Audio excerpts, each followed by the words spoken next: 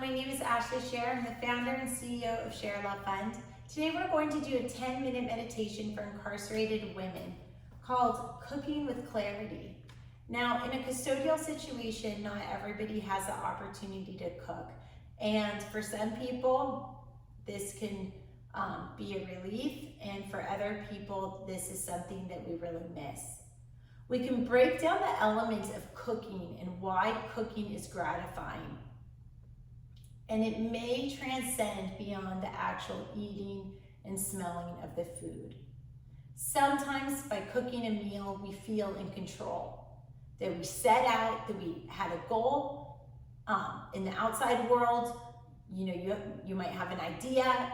I want to make orange chicken, let's say. Then you can look up a recipe for that.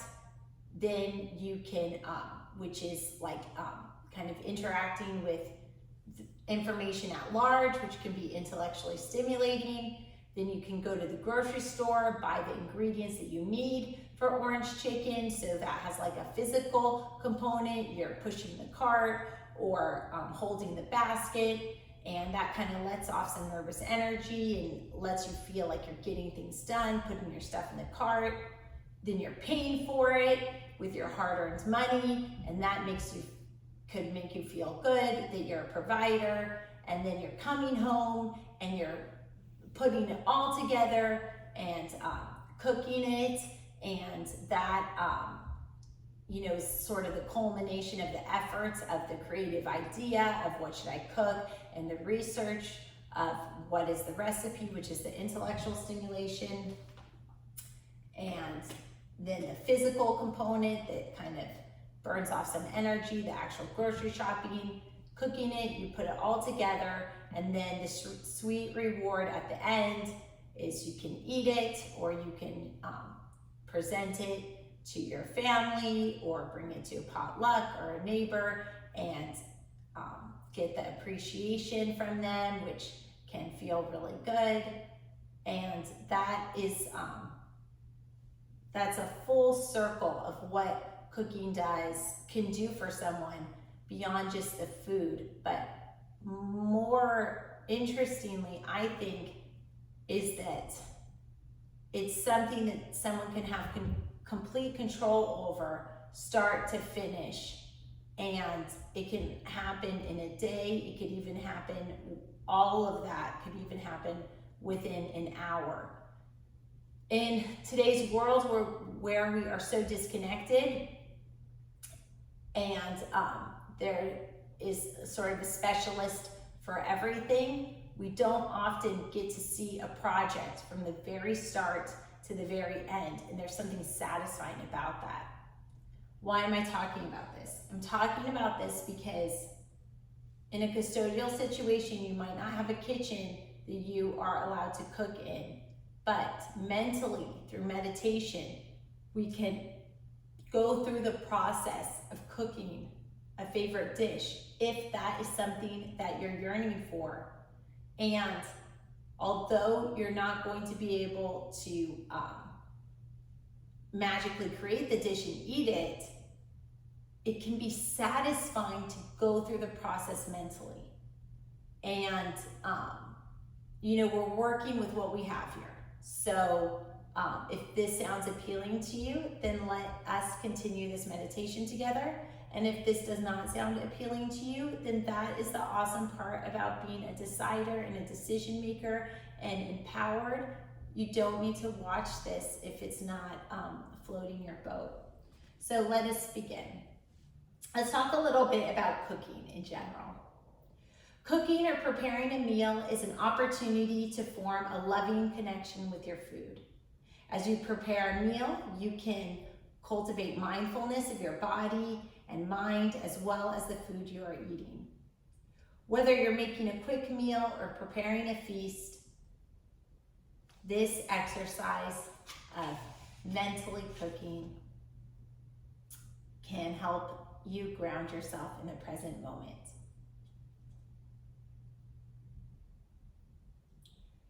Craig Claiborne once said, "Cooking is at once child's play and adult joy." And cooking done with care is an act of love. So we can really think about cooking as nourishment for our body, and we can think of meditation as nourishment for our soul. So let's get ready. So you can take a comfortable seated position like I am, or you can do this as kind of a walking meditation, maybe shifting your weight back and forth, whatever feels good to you. What matters is that you feel relaxed and comfortable. And sometimes people are more at ease moving around. I'll give everyone a moment to kind of find their position that they feel good in. You can take a few breaths if you are already in position while we settle in with everyone.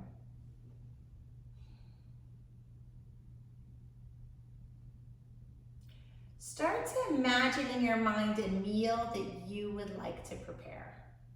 Could be a meal or a dish.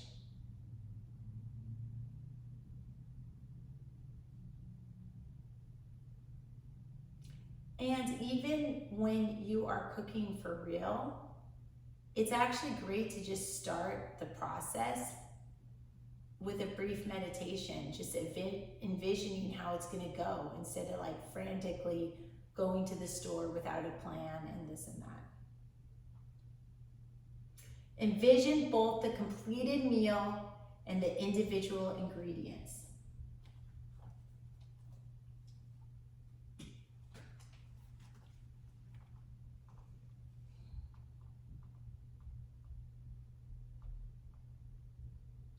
Notice your intentions in preparing this meal.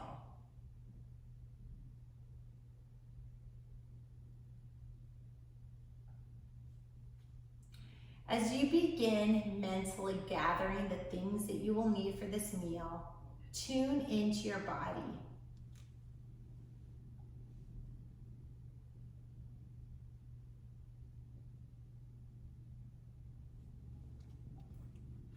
Feel the body moving across the kitchen and reaching for each item.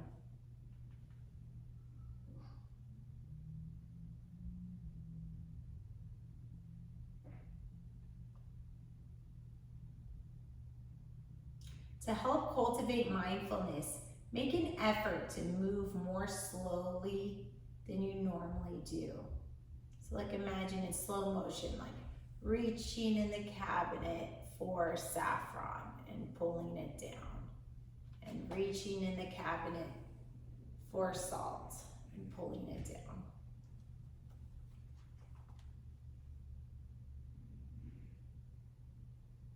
Imagine yourself chopping and stirring, and you can even make the movements. Sometimes the kinetic acts of cooking are what has been comforting. So even in a custodial situation, if you can't actually cook, maybe just the act of stirring can bring Celeste.